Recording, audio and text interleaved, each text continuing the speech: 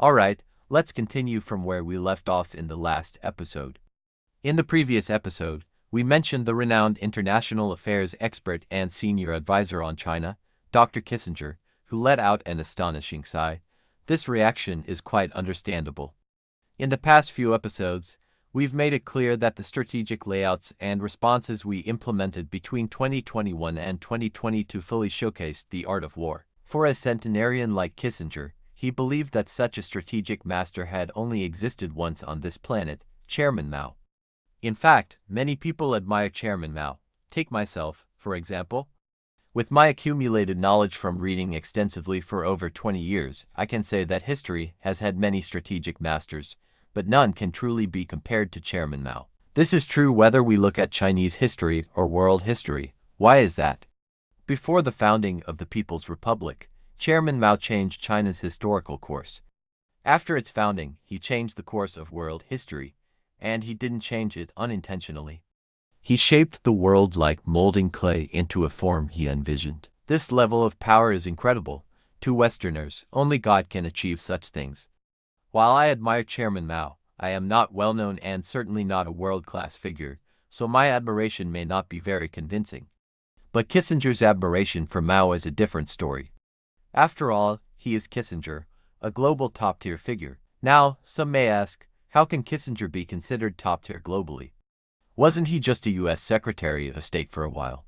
Such people need to elevate their understanding, which requires acquiring more knowledge. Here's the first piece of knowledge. Kissinger was the first Jewish Secretary of State in U.S. history. This is significant. You must understand what the essence of the United States is. The U.S. was founded with Jewish capital establishing a small-scale system on a new continent based on the Ming Dynasty's structure. At this point, many people might be confused and think I'm talking nonsense. How does this relate to the Ming Dynasty? They may ask.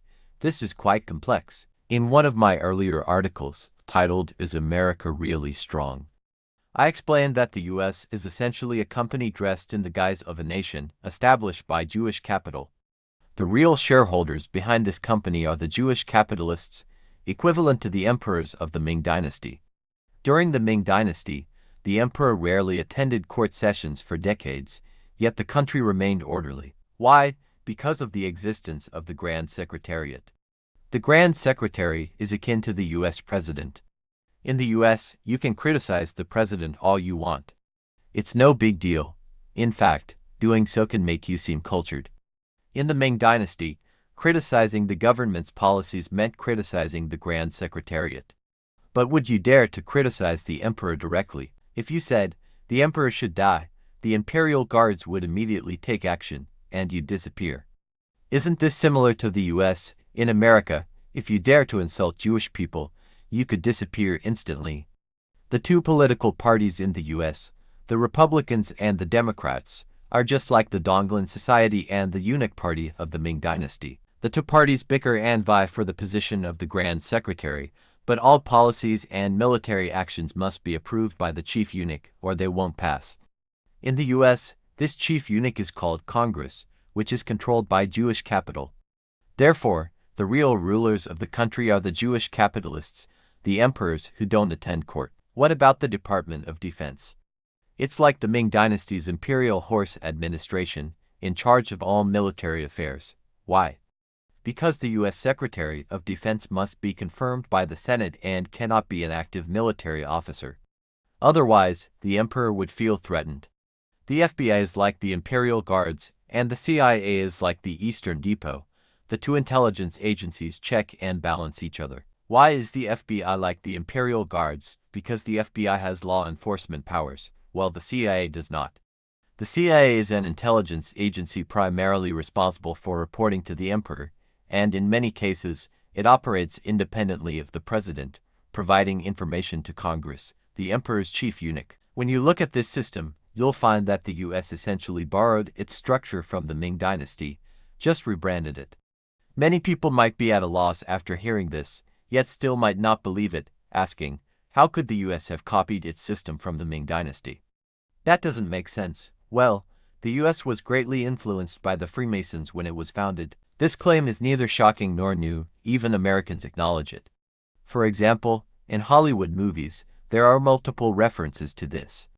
Take Nicolas Cage's movie National Treasure, for instance, which straightforwardly portrays how the signers of the Declaration of Independence and the Constitution were Freemasons. The movie doesn't shy away from this fact. Moreover, the well-known author Dan Brown repeatedly mentions this in his works, such as The Da Vinci Code and Angels and Demons. So, to understand the U.S., you must first understand the Freemasons. Not knowing about the Freemasons is like not understanding how the organization works in our country. You'll never grasp how China operates. Therefore, let's first discuss the Freemasons. The Freemasons aren't as mysterious as they seem. At its inception, it was a guild, a Jewish business guild based on mutual assistance, hence the name Freemasons. In this regard, it's somewhat similar to China. In China, whatever profession you are in, you need to have a patron saint, or it won't seem respectable. For instance, the patron saint of carpenters is Lu Ban. For butchers, it's Zhang Fei. For merchants, it's Fan Li. There's even a peculiar one, the patron saint of eunuchs is Qi Chuji. We don't know why. The patron saint of brothels is Guanzhong, though it's unclear how that came to be. The Freemasons are similar. Their patron saints were a group of stonemasons, also known as the Order of Stonecutters. Some bloggers refer to them as the Ten Lords. Now, you might wonder, a group of stonemasons isn't impressive. They're just laborers. What's the big deal? Well, you have to read the Old Testament of the Bible. This story is not in the New Testament. During the Babylonian era, people could only enter heaven through faith in God. If you didn't believe in God, you wouldn't be allowed into heaven after death. However, a group of stonemasons cunningly refused to believe in God but still wanted to go to heaven. They wanted to have their cake and eat it too. So, they gathered together, scheming ways to exploit God's system. One bright individual had an idea. Isn't heaven up in the sky? We can build a ladder to climb up there. Another responded, even if we climb up, we won't be let in. The first one replied, why not? We can climb up and, once underneath heaven's floor, chisel a hole and sneak in. Everyone thought this was a brilliant plan. They started building a ladder to heaven, known as the Tower of Babel, with 33 levels.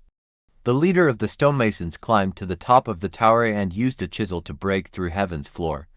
Since heaven was up in the sky, the plan was to sneak in through the hole. However, when the leader peeked through the hole into heaven, he exclaimed, "My God!" So, this is what heaven looks like. What he saw has not been recorded, as this is said to be the core secret of the Freemasons. But his outcry startled God, who then used magic to destroy the Tower of Babel. Afterward, God decided to muddle their languages to prevent them from uniting and sharing knowledge, hindering their ability to use science against him. Though the tower was destroyed and the stonemasons' languages were confused, they understood that to challenge God again, they had to unite. Their only weapon was scientific knowledge, so they established the Freemasons to absorb the world's best scientific minds, helping each other. Someday, they would once again challenge God's authority. Of course, this story was made up by the Freemasons themselves to exaggerate their own greatness, putting themselves on par with God. According to my research, the Freemasons formed in the late Middle Ages and the early Renaissance, which corresponds to the Middle and Late Ming Dynasty in China. At that time, Chinese civilization was flourishing, and the overflow of culture nourished the barbaric and dark Europe of the Middle Ages, particularly in the later Ming Dynasty up to its fall. Many missionaries worked in the Ming court, mainly serving the Ministry of Works.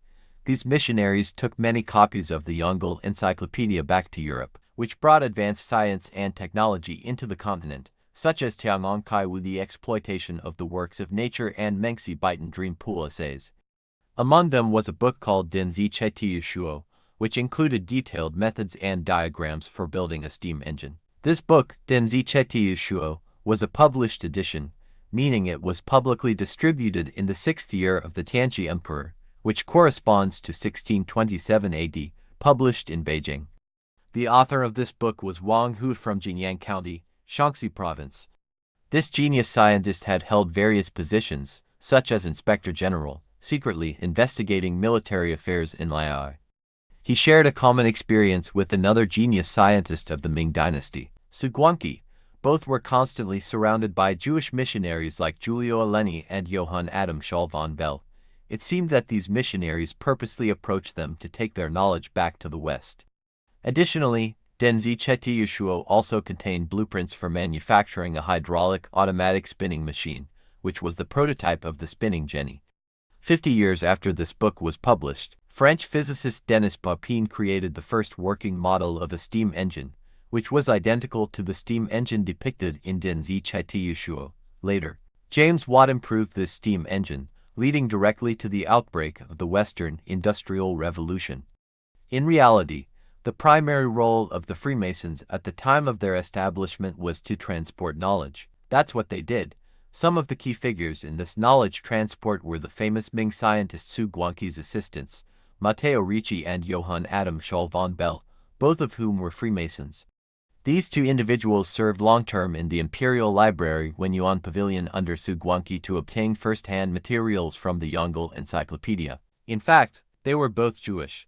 Some may question how Jewish individuals could spread Christianity, but the truth is, they used Christianity as a cover to transport knowledge.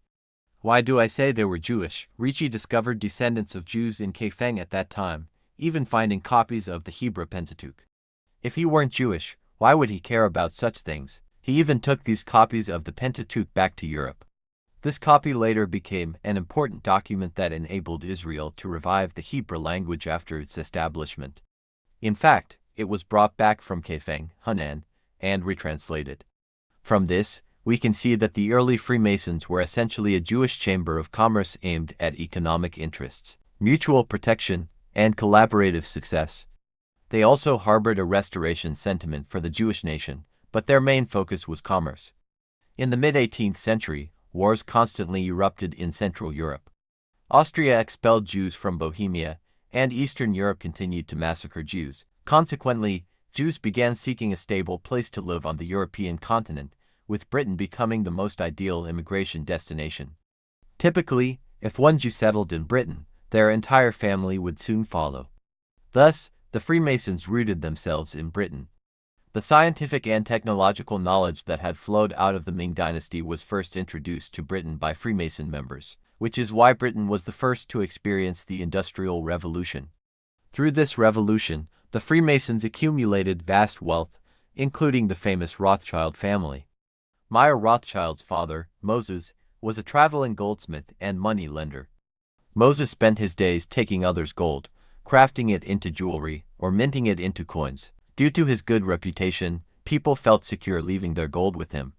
Moses would issue a receipt to the customer, indicating when to return and collect the finished gold product.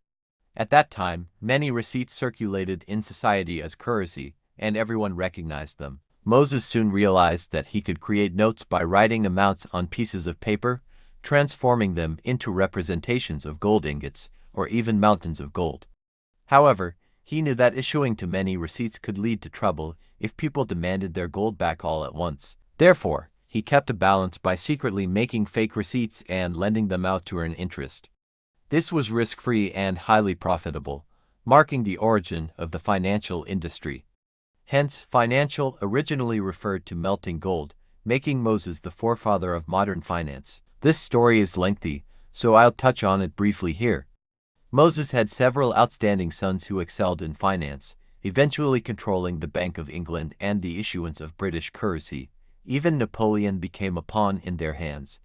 After Napoleon's first defeat in 1814 and his exile to Elba Island, the Rothschild family provided low-interest loans to the anti-French coalition, causing massive fluctuations in European exchange rates, allowing them to reap huge profits. The Rothschild family funded Wellington at the Battle of Waterloo to defeat Napoleon, resulting in the British public debt significant appreciation. Within a few days, they made a profit of £14 million, a figure equivalent to over $20 trillion today. These events exemplify the influence of the Rothschilds and the role of the Freemasons in wars such as the First and Second World Wars, even in the Xinhai Revolution. But that's a tale for another day. I mention this history to illustrate that those Jewish financial groups felt vulnerable while amassing wealth. They knew that their fortunes made them targets, as seen in the history of Europe. For example, the wealthy Knights Templar, who dealt in loans, were executed by French King Philip IV on Black Friday. No matter how smart financial capital may be, it cannot outmaneuver weapons.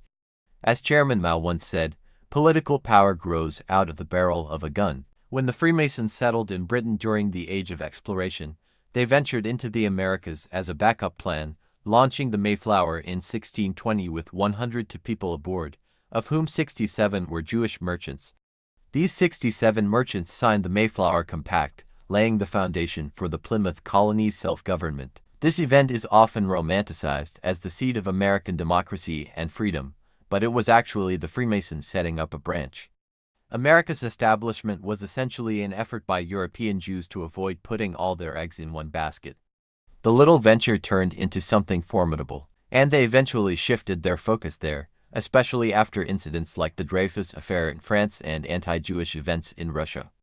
These events led to a massive migration of Jewish capital to the U.S., driving its rapid economic expansion.